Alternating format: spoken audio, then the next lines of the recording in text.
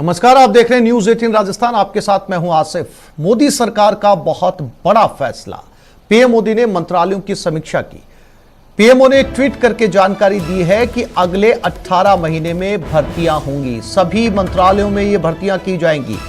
10 लाख लोगों को भर्ती करने का फैसला लिया गया। वहीं रोजगार को लेकर पीएम मोदी ने बड़ा ऐलान किया और कहा कि सभी विभागों और मंत्रालयों में मानव संसाधन की स्थिति की समीक्षा की गई और निर्देश दिया गया कि सरकार द्वारा अगले 1.5 सालों में 10 लाख लोगों की भर्ती की जाएगी।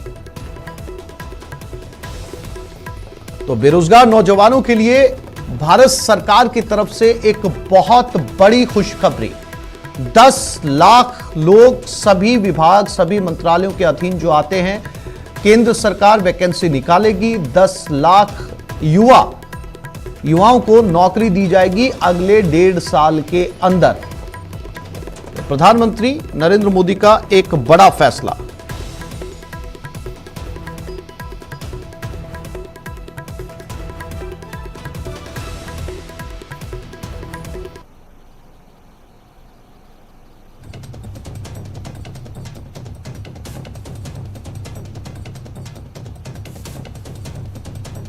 तो इस वक्त की बड़ी खबर, पीएम मोदी ने मंत्रालयों की समीक्षा की, सभी मंत्रालयों की, और पाया कि यहां पर मानव संसाधन के तहत भर्तियों की जरूरत है और एक साथ उन्होंने 10 लाख नौकरियों का ऐलान किया है। समय सीमा निर्धारित की गई है अगले 1.5 साल में। तो कुछ ही समय के अंदर वैकेंसी ही वैकेंसी, और उसके बाद वो तमाम बेरोजगार युवा, नौजवान इन वैकेंसीज के जरिए नौकरी पा सकेंगे केंद्र सरकार के अधीन। 10 लाख नौकरियां अगले 1.5 साल में।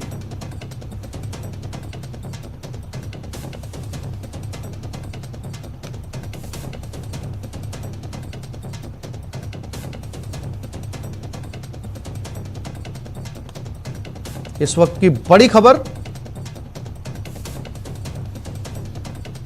पीएमओ का ट्वीट इस बारे में, जिसमें कहा गया है कि 10 लाख नौकरियां दी जाएगी सभी मंत्रालयों के अधीन।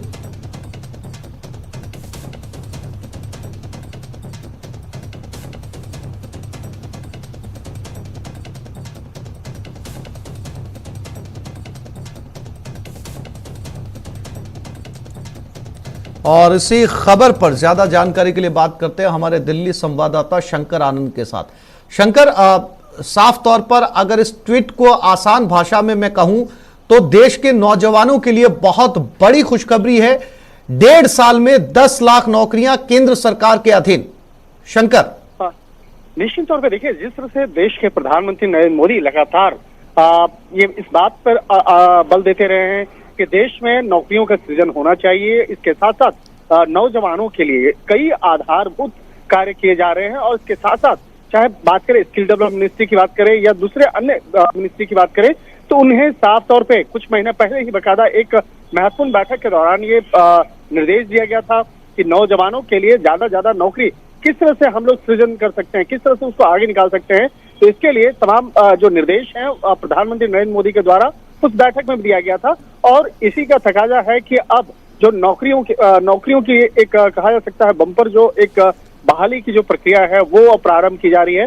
और युवाओं को ध्यान में रखते हुए खास तौर पर देश में किस तरह से रोजगार का और ज्यादा सृजन होना है, किस तरह से ज्यादा नौकरियां बढ़ानी है, तो इसके लिए एक बहुत बड़ी पहल प्रधानमंत्री नरेंद्र मोदी के द्वारा की जा रही है।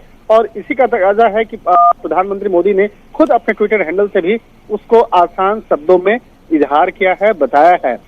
और युवाओं के प्रति जिस तरह से प्रधानमंत्री नरेंद्र मोदी पहले भी कहते रहे हैं कि युवाओं को नौकरी मिलनी चाहिए और हर सेक्टर से मिलनी चाहिए, तो कई जो अलग अलग मंत्रालय की जो बैठक हुई थी, उन तमाम मंत्रालय को निर्देश दिया गया था कि अगर कहीं पे भी अगर ऐसी व्यवस्था बनती है कि नए नौकरी अगर बहाल करना है तो उसे जल्द से जल्द किया जाए। और इसके बारे में तमाम डेटा आंकड़ों को खंगालने का काम करवाया जा रहा था, और बोला गया था कि आप युवाओं को ज्यादा से ज्यादा हर एक क्षेत्र में जितने भी सरकारी उपक्रम है या प्राइवेट शंकर, विपक्ष जो है वो सरकार पर लगातार बेरोजगारी को लेकर हल्ला बोल रहा था। ये एक बहुत बड़ा जवाब है सरकार का विपक्ष को। अब नौजवान युवा तैयारी कर ले, क्योंकि बहुत जल्द शंकर जो है वैकेंसीज उनके सामने होंगी अलग अलग विभाग की, अलग अलग मंत्रालयों के तहत। देखिए, राजनीतिक चर्चा जो है हमेशा होनी चाहिए, और राजनीतिक जैसे आरोप प्रत्यारोप तो लगता रहता है, लेकिन यहाँ पर जिस तरह से प्रधानमंत्री मोदी ने एक अपना जो एक मैप है उन्होंने शुरू से बना रखा है कि मुझे विकास के लिए किस तरह से काम करना है, कि देश के विकास, देश के युवाओं के लिए किस तरह से एक रोजगार सृजन करना है, किस तरह से देश का औद्योगिक विकास जो है उसको आगे बढ़ाना है। तो इसके लिए पूरा रोड मैप पहले से तैयार है, लेकिन हाँ, ये जरूर होता है कि प्रधानमंत्री उन तमाम रोड मैप के बारे में खुलकर इजहार नहीं करते हैं, लेकिन जब समय आने पर वो अपने काम के माध्यम से उसको दिखाया जाता है, उसको बताया जाता है। तो वो वक्त आ चुका है जिस तरह से लाखों लोगों को एक साथ एक बार नौकरी का सृजन किया जाएगा, तो युवाओं के अंदर निश्चित तौर पे एक ऊर्जा का संचार होगा, और देश में उसी के माध्यम से फिर आगे औद्योगिक विकास और तमाम जो देश का आर्थिक विकास जो है वो भी होगा। और युवाओं के अंदर में खास तौर पर युवाओं को केंद्रित करते हुए प्रधानमंत्री नरेंद्र मोदी कई बार अपने कई महत्वपूर्ण जो कार्यक्रम के दौरान इस मामले में इजहार कर चुके हैं कि युवाओं के लिए काफी कार्य किए जा रहे हैं। और सबसे जो बड़ी समस्या होती है युवाओं के लिए कि रोजगार का जल्द से जल्द सृजन करना और नौकरी की व्यवस्था करना, तो उसके लिए केंद्र सरकार के द्वारा लगातार इस मामले में प्रयासरत हैं, और अलग अलग जितने मंत्रालय हैं उसमें किस तरह से नए नए रोजगार को सृजन किया जा सकता है। हालांकि देखिए, इस मामले में विपक्ष के द्वारा जरूर आरोप लगता रहा कि केंद्र सरकार के द्वारा बहुत ज्यादा नौकरी का सृजन नहीं किया गया, बल्कि नौकरियां छीन ली गई। लेकिन ये आरोप कहीं से भी सिद्ध नहीं होता है, क्योंकि जब प्रधानमंत्री के द्वारा जब कोई काम होता है तो वो जो काम होता है उसको हमेशा बोल के नहीं किया जाता है, लेकिन प्रधानमंत्री नरेंद्र मोदी का जो काम करने का अंदाज है वो काम उनका डंके की चोट पे बोलता है, यानी कि जो उनका काम है काम बोलता है। और अब लाखों लोगों की जब युवाओं को जब नौकरी मिलेंगी तो कहीं न कहीं वो युवा सीधे तौर पर उसका फायदा उठाएंगे, उसके साथ साथ उनके परिजन उनका फायदा उठाएंगे। अभी जिस तरह से रेलवे के सेक्टर में, बैंकिंग के सेक्टर में विशेष तौर पर एक रोजगार सृजन करने का जो एक निर्देश पिछले कुछ समय पहले दिया गया था, तो उस चीजों पे उस पे इम्प्लीमेंट धीरे धीरे हो रहा है। तो बैंकिंग सेक्टर, इसके साथ साथ रेलवे का सेक्टर और एसएससी के माध्यम से ज्यादा युवाओं को भर्ती करना, इसके साथ ही जो अर्ध सैनिक बल हैं, जो पैरामिलिट्री फोर्सेज जिसे कहते हैं, उसमें भी ज्यादा से ज्यादा युवाओं को भर्ती करने की जो योजना है वो बनाई गई। इसी बात को लेकर प्रधानमंत्री और गृह मंत्री के द्वारा भी एक हाल फिलहाल में काफी महत्वपूर्ण बैठक हुई थी। जी जय शंकर, तमाम जानकारी के लिए आपका धन्यवाद।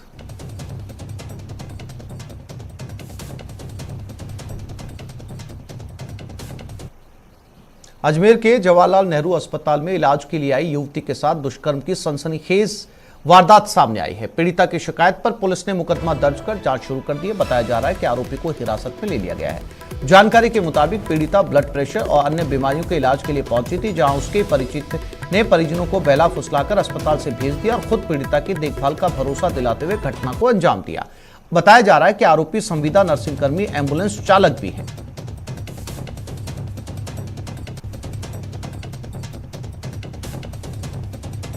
जेएलएन अस्पताल अजमेर की ये वारदात, हॉस्पिटल लेकर पहुंचा एम्बुलेंस चालक, परिवार वालों को घर पर रवाना किया और मौका पाकर युवती के साथ दुष्कर्म।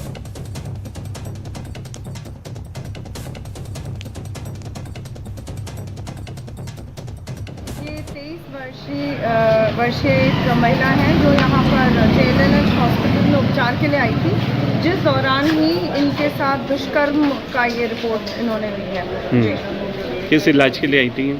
ये इनकी कोई बीपी और कोई सामान्य समस्या थी, जिसके अंदर इनको कोई प्राथमिक उपचार देके आज ही डिस्चार्ज किया जा रहा था, परंतु किसी व्यक्ति ने इस दौरान जब इनकी हालत सही नहीं थी उसका फायदा उठा के इनके साथ दुष्कर्म किया, ऐसा इन्होंने रिपोर्ट दिया।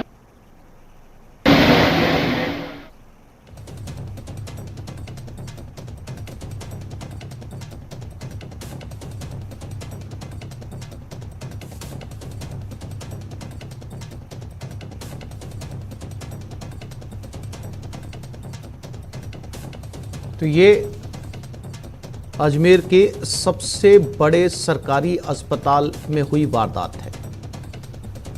पुलिस मौके पर पहुंची है, एफआईआर दर्ज कर ली है, युवती के आरोपों की जांच फिलहाल शुरू कर दी गई है। अजमेर के जेएलएन अस्पताल में दुष्कर्म की इस वारदात को अंजाम दिया गया। आरोप है एम्बुलेंस चालक के ऊपर। और इसी खबर पर अभिजीत दवे हमारे साथ जुड़ गए। अभिजीत, रक्षक ही भक्षक बन बैठा। जो युवती को इलाज के लिए लेकर आया था, घर वालों को रवाना किया, परिवार का परिचित था, घर वाले घर चले गए और उसके बाद मौका पाकर यह दुष्कर्म। क्या अब वो आरोपी पुलिस के हत्थे चढ़ चुका है या फरार है? देखिए, देर रात इस पूरे घटनाक्रम में मुकदमा दर्ज होने के बाद आरोपी को फिलहाल पुलिस ने डिटेन किया हुआ है। अब पुलिस आज युवती का पर्चा बयान लेगी, जो एक प्रोटोकॉल का हिस्सा है। उसके बाद कोर्ट में 164 के तहत बयान दर्ज किए जाएंगे। फिलहाल आरोपी को हिरासत में लेकर आगे की अनुसंधान किया जा रहा है। लेकिन पूरा घटनाक्रम जो हुआ है, सिर्फ ये जो आरोपी है जिसके खिलाफ मुकदमा दर्ज हुआ है, ये पीड़िता का परिचित ही था। और अब बताया ये भी जा रहा है कि ये बेसिकली संविदा पर लगा नर्सिंग कर्मी है और कुछ समय के लिए एम्बुलेंस चलाने का काम भी करता था। जब पीड़िता अपने बीमारी को लेकर अस्पताल पहुंची थी अपने भाई के साथ, तो आरोपी चूंकि इनका पूर्व से परिचित था, उसने भाई को जो है वो ये कहकर रवाना कर दिया कि मैं पीड़िता की देखभाल कर लूंगा, और उसी का उसने फायदा उठाया है। पीड़िता ने अपनी शिकायत में ये भी आरोप लगाया है कि अस्पताल परिसर में ही नशीला पदार्थ देकर इसके साथ दुष्कर्म की घटना सामने आई है। तो अब पुलिस जो है इस पूरे मामले में तफ्तीश कर रही है। आज पीड़िता का अस्पताल पहुंचकर पर्चा बयान लिया जाएगा, उसके आधार पर कार्रवाई को आगे किया जाएगा। क्योंकि आरोपी नामजद है और पुलिस की हिरासत में, इसलिए जल्द ही उसकी गिरफ्तारी भी हो सकती है इस पूरे मामले में। बिल्कुल अभिजीत, चूंकि जैसा कि पुलिस का ये कहना है कि जो पीड़िता है वो रूटीन जांच के लिए आई थी, किस तरह की जांचें थी, क्या इलाज किया जा रहा था? पुलिस ने ये भी कहा कि एक ही दिन में उसे डिस्चार्ज भी होना था। तो अब सवाल ये उठता है, शंका भी उठती है अभिजीत, कि परिवार वाले जब युवती को हॉस्पिटल में दिखाने के लिए आए तो एक एम्बुलेंस चालक के कहने पर रवाना क्यों हो गए? क्या उन्हें इस युवती के साथ हॉस्पिटल में रुकना नहीं चाहिए था? देखिए, पीड़िता ब्लड प्रेशर के साथ कुछ अन्य समस्याओं को लेकर अस्पताल में पहुंची थी, जहां पर उसका ट्रीटमेंट करने के बाद उसको डिस्चार्ज किया जाना था। जैसा कि पीड़िता ने अपनी रिपोर्ट में बताया है कि जो आरोपी है जिसने इस पूरी वारदात को अंजाम दिया है, वो उनका पूर्व परिचित है। इस लिहाज से आपसी परिचय होने के कारण भरोसा कायम हुआ था। उस भरोसे का ही विश्वासघात जो है इस आरोपी ने इस वारदात को अंजाम देकर किया है। अभिजीत, जानकारी के लिए आपका धन्यवाद।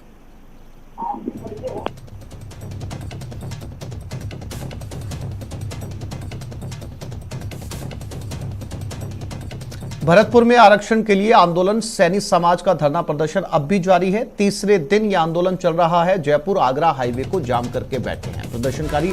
लगातार तादाद बढ़ती जा रही है, आंदोलनकारियों की संख्या में इजाफा हो रहा है। देर रात प्रशासन से वार्ता हुई लेकिन विफल रही।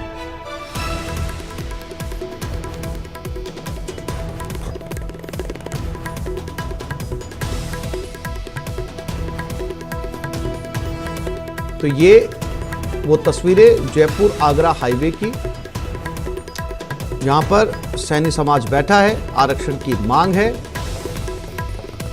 और देर रात प्रशासन और आंदोलनकारियों की वार्ता हुई लेकिन वो वार्ता विफल रही। बताया ये जा रहा है कि मौके पर लगातार इनकी तादाद बढ़ती जा रही है। दीपक, वार्ता विफल रही, क्या गुंजाइश बन रही है दोबारा से वार्ता होने की? और जो वार्ता विफल रही, कौन से पहलू थे जिसको लेकर दोनों पक्ष रजामंद नहीं हुए? देखिए आसिफ, इस मामले में पूरे में जो है राज्य सरकार द्वारा एक कमेटी गठित की गई है और कैबिनेट मंत्री विश्वेंद्र सिंह और संभागीय आयुक्त को अधिकृत किया है आंदोलनकारियों से वार्ता के लिए। ऐसे में यहाँ पर जो सैनी समाज के लोग आंदोलन कर रहे हैं, उनका जो नेतृत्व कर रहे हैं, संयोजक हैं आरक्षक संघर्ष समिति के मुरारी लाल सैनी, उन्होंने 10 सदस्यीय जो कमेटी है उसका गठन किया है और उनसे कहा है कि आप जाकर के जिला हेडक्वार्टर पर प्रशासन से वार्ता करें। लेकिन ऐसे में प्रशासन का कहना यह है कि जो खुद संयोजक है मुरारी लाल सैनी, वो खुद आए और वो वार्ता करें। लेकिन जो आंदोलनकारी हैं उन्होंने साफ मना कर दिया है कि जो संयोजक है वो वार्ता के लिए नहीं जाएंगे। अगर आपको वार्ता करनी है तो आंदोलन स्थल पर आए और यहीं पर आकर के वार्ता करेंगे। अब ऐसे में प्रशासनिक अधिकारी लगातार उनसे समझाइश कर रहे हैं, लेकिन अब तक के जो वार्ता के दौर थे वो विफल रहे थे। अब 10:30 बजे जो है वार्ता होनी। अब देखना ये होगा कि 10 सदस्यीय जो कमेटी है वो जिला हेडक्वार्टर पर वार्ता के लिए जाएगी, जहाँ कैबिनेट मंत्री विश्वेंद्र सिंह और संभागीय आयुक्त इनसे वार्ता करेंगे। लेकिन वार्ता किस तरह से बन पाती है या नहीं बन पाती, क्योंकि जो संयोजक है उन्होंने साफ मना कर दिया है कि मैं वहां वार्ता के लिए नहीं जाऊंगा। अगर उनको किसी भी तरह की कोई वार्ता करनी है तो आंदोलन स्थल पर आए, और वो अभी भी आंदोलन स्थल पर डटे हुए हैं और लगातार आंदोलनकारियों की जो संख्या है वो बढ़ती जा रही है। और चौराहों पर उन्होंने वहां पर जो है माइक वगैरह लगा करके और उस जो सभा है उसको संबोधित करना शुरू कर दिया है और जयपुर आगरा नेशनल हाईवे को पूरी तरह से जाम किए हुए हैं। जी आसिफ। दीपक, रूट डाइवर्ट किया गया वहां से? देखिए बिल्कुल, जिस दिन ये आंदोलन हुआ था और रविवार शाम 5 बजे से इस आंदोलन की शुरुआत हुई थी, उसी समय से प्रशासन ने रूट डाइवर्ट किया है। जो आगरा की तरफ से वाहन आ रहे हैं उनको बयाना, बैर, भुसावर होते हुए जयपुर की तरफ निकाला जा रहा है। जो बड़े वाहन है और हल्के वाहन है उनको ढहरा मोड़ से नदबई होते हुए हलैना से सीधे जयपुर की तरफ निकाला जा रहा है और जयपुर की तरफ से जो वाहन आ रहे हैं उनको भी इसी रूट से जो है आगरा की तरफ निकाला जा रहा है। तो ये जो रूट है वो प्रशासन ने डाइवर्ट किया है, लेकिन कहीं ना कहीं इस आंदोलन से आमजन को परेशानी हो रही है क्योंकि आज तीसरा दिन है आंदोलन का और लगातार जो जयपुर आगरा नेशनल हाईवे वो जाम है। रात्रि में वाहनों की तादाद ज्यादा रहती है, तो ऐसे में एक लंबा जो जाम है वो नजर आता है। जी दीपक, जानकारी के लिए आपका धन्यवाद।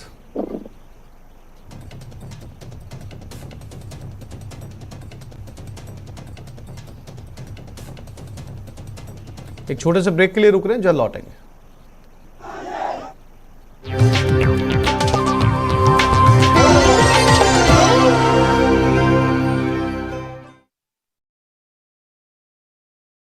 जवाब देंगे। सोनिया राहुल को ईडी के नोटिस पर कांग्रेस नेता धर्मेंद्र राठौड़ भी बीजेपी पर जमकर बरसे।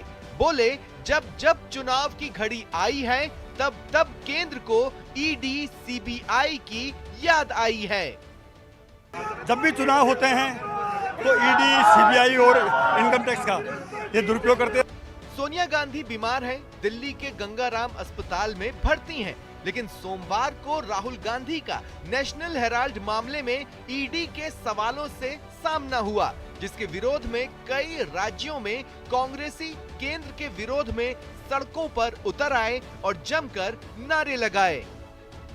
कांग्रेसी कह रहे हैं कि ना डरेंगे और ना झुकेंगे और लड़ाई जो है वो लड़ी जाएगी, पुरजोर तरीके से लड़ी जाएगी और इसीलिए आज बड़ा पैदल मार्च यहाँ पर निकाला गया है। कैमरामैन यासीन के साथ दिनेश शर्मा, न्यूज़ 18 जयपुर। साल पहले तक बीजेपी एक बूथ 10 यूथ का नारा लगाती थी, लेकिन अब ये तादाद 21 तक पहुंच गई है। यानी हर बूथ पर 21 ऐसे कार्यकर्ता जो पार्टी को जिताने के लिए जी जान लगा दें। जीतने की बूथ वाली रणनीति।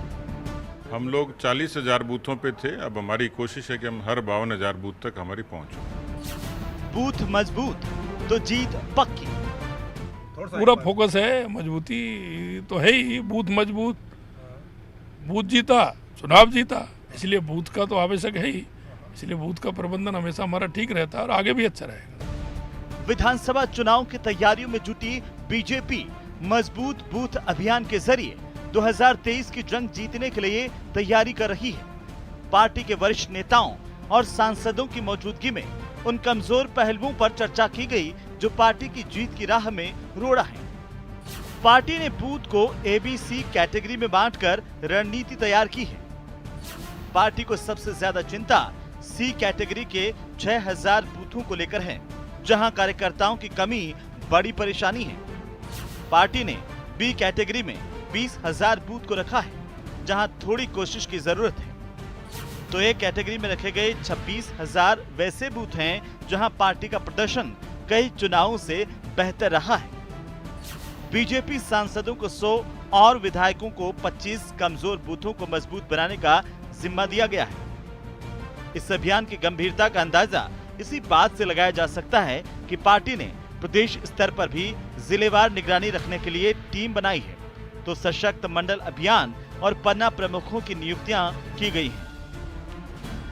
एक व्यक्ति तक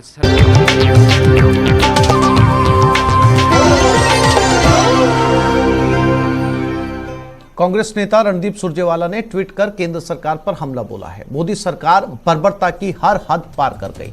पूर्व गृह मंत्री पी चिदम्बरम के साथ पुलिस की धक्का मुक्की हुई, चश्मा जमीन पर फेंका गया, उनकी बाई पसलियों में हेयरलाइन फ्रैक्चर है। सांसद प्रमोद तिवारी को सड़क पर फेंका गया, सिर में चोट और पसली में फ्रैक्चर है। क्या ये प्रजातंत्र है?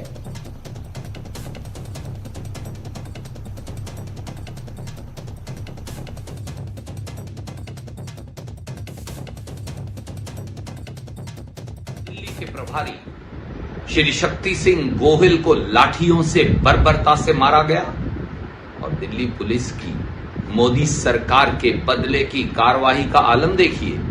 देश के पूर्व गृह मंत्री, देश के पूर्व वित्त मंत्री श्री पी चिदम्बरम जी की पसली तोड़ दी गई, उन्हें धक्के मारे गए, उनका चश्मा अखिल भारतीय कांग्रेस कमेटी के कार्यालय के बाहर जमीन पर फेंक दिया गया। क्या मोदी सरकार को यह मालूम नहीं कि देश के गृह मंत्री से कैसा व्यवहार होगा? बूंदी के बसोली मोड़ पर संचालित रॉयल्टी नाके को हटाने की मांग को लेकर NH-52 को जाम करने वाले प्रदर्शनकारियों को सुबह 3 बजे पुलिस ने खदेड़ दिया। हाईवे पर सो रहे करीब 600 प्रदर्शनकारियों पर पुलिस ने धावा बोला और लाठियां भांजकर खदेड़ डाला। इस घटना में कई प्रदर्शनकारियों को चोट भी आई। पुलिस ने धरने का नेतृत्व कर रहे पूर्व विधायक प्रहलाद गुंजल सहित कई लोगों को हिरासत में ले लिया।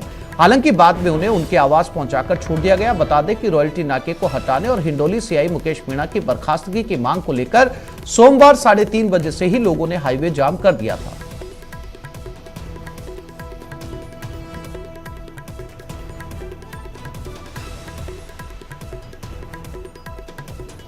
तो प्रदर्शनकारियों ने यह जाम लगाया था। लाठी चार्ज करके पुलिस ने जाम खुलवाया। करीब 6 लोगों को गिरफ्तार किया गया है। आरोप है कि जब प्रदर्शनकारी नींद में सो रहे थे तब पुलिस ने लाठीचार्ज किया। चैन सिंह संवाददाता बूंदी हमारे साथ जुड़ गए। चैन सिंह, क्या अपडेट इस पूरी घटना को लेकर? जैसा कि जो NH-52 पे बसोली जो मोड़ पे जो रॉयल्टी टोल नाका है, जिसके विरोध में जो क्षेत्र के लोगों द्वारा कल 3:30 बजे जो हाईवे जाम किया गया था, जिसके बाद में वो हाईवे पर लोग धरना देकर बैठे हुए थे, क्योंकि आज सुबह यानी जो सुबह जो जल्दी 3 बजे जो पुलिस का भारी जाब्ते के साथ जो पुलिस प्रशासन आया और जो हाईवे पर रोड जाम करके जो बैठे हुए थे पूर्व विधायक प्रहलाद गुंजल के नेतृत्व में, उनको खदेड़ करके तितर बितर कर दिया। इस दौरान पुलिस द्वारा किए गए लाठीचार्ज के दौरान आधा दर्जन लोगों को चोटें आई है। वहीं प्रहलाद गुंजल सहित आधा दर्जन लोगों को गिरफ्तार करके और कोटा उनके आवास पे ले जाकर के छोड़ दिया गया है। जी चैन सिंह, जानकारी के लिए आपका धन्यवाद।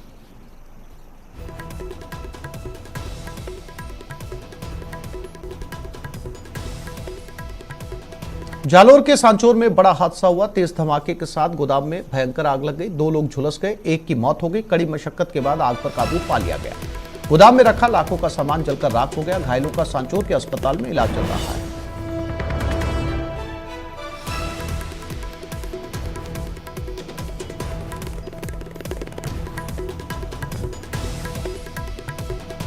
ये गोदाम में लगी आग है। बताया जा रहा है कि धमाका हुआ और उसके बाद ये आग लग गई। एक की मौत हो चुकी है और लाखों रुपए का नुकसान इस आग में हुआ है।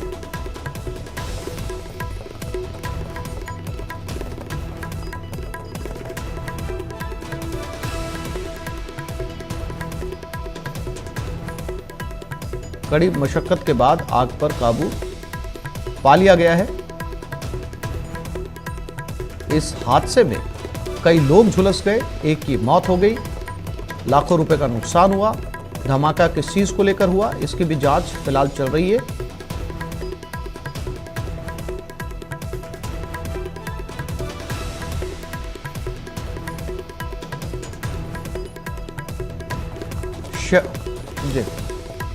श्याम जालोर संवाददाता हमारे साथ जुड़ गए, उनसे बात करते हैं। श्याम, धमाके से आग लगी थी, आग बुझा ली गई है, क्या जानकारी मिल पा रही है? धमाका क्यों हुआ था? देखिए आसिफ, जिस तरीके से सांचौर में जो ये किराना की जो गोदाम था जिसमें तेल और साबुन रखे हुए थे, इसमें अचानक देर रात को ये धमाके के साथ आग लगी थी, जिसमें एक युवक की मौत हो गई थी, तो अन्य का सांचौर के अस्पताल में इलाज चल रहा है। लेकिन अभी तक आसिफ ये स्पष्ट नहीं हो पाया कि आखिर किन वजहों से ये जो धमाका हुआ था, और इन सब पहलुओं पर हालांकि पुलिस इन्वेस्टिगेशन कर रही है। लेकिन जिस तरीके से ये देर रात को ये हादसा हुआ था, उसके बाद जैसे ही फायर ब्रिगेड की गाड़ियां मौके पर पहुंची और आग पर काबू पा लिया गया है, और वहां पर जो सामान रखा हुआ था, भारी मात्रा में लाखों का सामान था, वो पूरी तरीके से जल करके खाक हो चुका है। और तमाम पहलुओं पर अभी फिलहाल इन्वेस्टिगेशन चल रही है कि आखिर किन वजहों से आग लगी थी। इसको लेकर अभी तक असमंजस की स्थिति बरकरार है। जी आसिफ। शाम में फिर से लौटूंगा, आप मेरे साथ बने रहिए। जालोर में बीजेपी का जन आक्रोश, तीसरे दिन भी बीजेपी का धरना जारी है। भीनमाल में बीजेपी का ये जन आक्रोश आंदोलन है। सड़कों की बदहाल हालत को लेकर यह प्रदर्शन किया जा रहा है। आज सड़कों की मरम्मत का कार्य कर प्रदर्शन करेंगे। जिला अध्यक्ष श्रवण सिंह राव के नेतृत्व में धरना जारी है। भीनमाल में जिला स्तरीय बीजेपी धरना प्रदर्शन है। सड़क की मरम्मत को लेकर नर्मदा के ईआर प्रोजेक्ट का पानी उपलब्ध करवाने सहित महत्वपूर्ण समस्याओं को लेकर यह धरना दिया जा रहा है। और श्याम हमारे साथ फोन पर लगातार बने हुए, उनके पास चलते हैं। श्याम, धरना इस वक्त भी जारी है और कोई प्रशासनिक नुमाइंदा सरकार की तरफ से या प्रशासन की तरफ से इनसे बातचीत करने के लिए पहुंचा? देखिए आसिफ, ये भारतीय जनता पार्टी की ओर से ये तीसरे दिन लगातार धरना प्रदर्शन, क्योंकि जन आक्रोश महासभा के बाद ये बीजेपी के जिला अध्यक्ष श्रवण सिंह राव ने जो ये फैसला लिया था, उसके बाद लगातार भीनमाल में धरना चल रहा है, जिसमें मुख्य मांगे हैं जालोर की बदहाल सड़कों का मरम्मत और नर्मदा के ईआर, एफआर और डीआर 3 प्रोजेक्ट है, जिसमें ईआर प्रोजेक्ट जो 2019 में पूरा हो जाना चाहिए था वो आज दिन तक पूरा नहीं हुआ। और इसको लेकर तमाम प्रकार की जो 300 करोड़ का ये प्रोजेक्ट था, 200 से अधिक करोड़ रुपए कंपनी को भुगतान भी हो चुका, लेकिन आज भी भीनमाल सहित 300 से अधिक गांव ढाणियों के लोग फ्लोराइड युक्त पानी पीने को मजबूर है। इसको लेकर भारतीय जनता पार्टी की ओर से ये प्रदर्शन किया जा रहा है। हालांकि अभी तक किसी भी प्रशासनिक अधिकारी से कोई वार्ता नहीं हुई है, लेकिन न्यूज 18 को जालोर के जिला कलेक्टर ने बताया कि अभी भी ईआर प्रोजेक्ट का पानी है वो तकरीबन 1 से 1.5 महीने बाद ही पहुंच पाएगा, क्योंकि तमाम पहलुओं पर जो फीडबैक लिया जा रहा है उसके अनुसार जिला कलेक्टर का ये कहना है कि जिस तरीके से जो कार्य की गति है वो बहुत धीमी है और उसके चलते अभी और टाइम लगेगा। लेकिन बीजेपी इन मांगों पर अड़ चुकी है। जिला अध्यक्ष ने साफ तौर से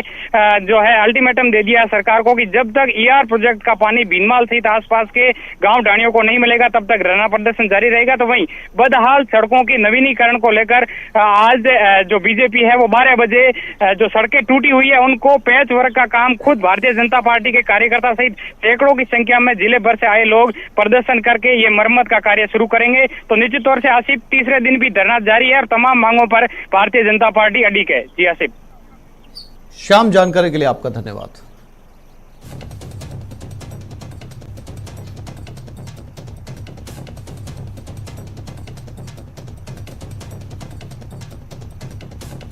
झालावाड़ में दर्दनाक हादसा हुआ। करंट की चपेट में 3 लोग आए। करंट की चपेट में आए पिता और बेटा बेटी। करंट से झुलसे पिता और बेटा बेटी हादसे में मौत। बेटा बेटी घायल हो गए और घायलों को प्राथमिक उपचार के बाद झालावाड़ में रेफर किया गया। ट्रांसफार्मर के पास अर्थिंग के तार से करंट आया। बकानी क्षेत्र के मोलक्या कला गांव की घटना बताई जा रही है। बकानी पुलिस मामले की जांच में जुट गई है।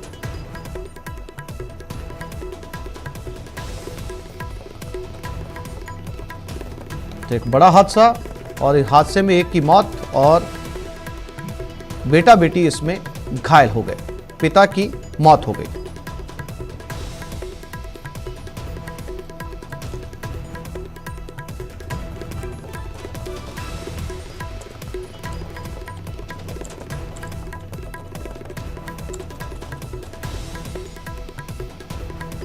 करंट की चपेट में आने की वजह से ये मौत हुई है और करंट की चपेट में एक साथ 3 लोग आए। बताया जा रहा है अर्थिंग के तार में की वजह से ये करंट आया था।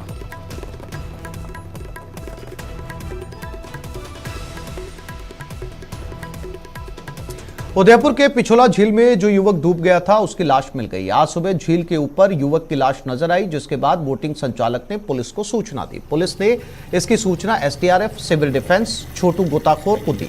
इसके बाद सभी ने मिलकर शव को झील से बाहर निकाला। आपको बता दें कि 2 दिन राकेश पन्ना झील में बोटिंग का टिकट लेकर बोटिंग करने निकले थे और झील के बीच में उसने लाइफ जैकेट निकालकर छलांग लगा दी। इसके बाद से उसकी तलाश की जा रही थी।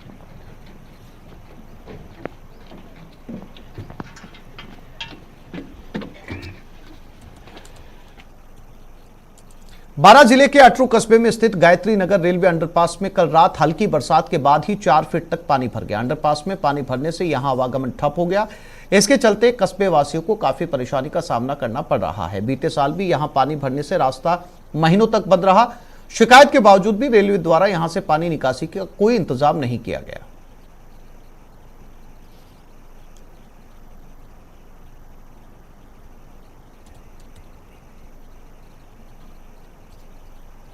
एक छोटे से ब्रेक के लिए रुक रहे हैं, जल्द लौटेंगे।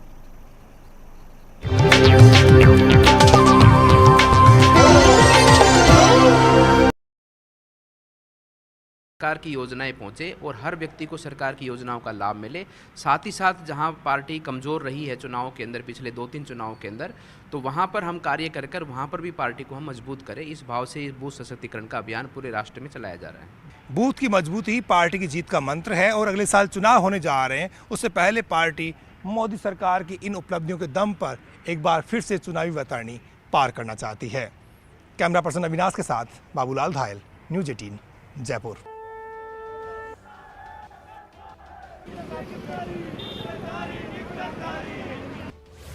न डरेंगे न हटेंगे, देखिए न डरेंगे न झुकेंगे, आखिरी समय तक लड़ेंगे। इसके खिलाफ कांग्रेस का कार्यकर्ता आखिरी समय तक लड़ेगा।